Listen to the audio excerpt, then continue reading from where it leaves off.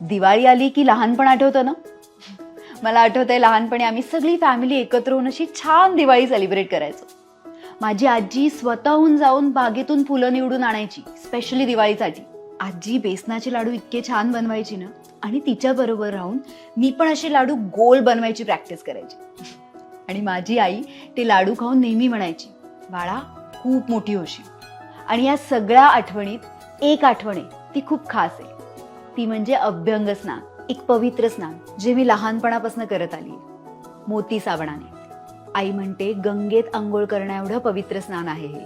मला आठवतंय आजोबा रोज सकाळी अलार्म काका बनून मोती साबणाने दार वाजवायचे. उठा उठा दिवाळी आली, मोती स्नानाची वेळ झाली. अशा बऱ्याच आठवणी आहेत माझ्या. आय एम शुअर दिवाळीच्या तुमच्या पण अशा बऱ्याच आठवणी असतील. तुम्ही माझ्यासोबत शेअर कराल ना.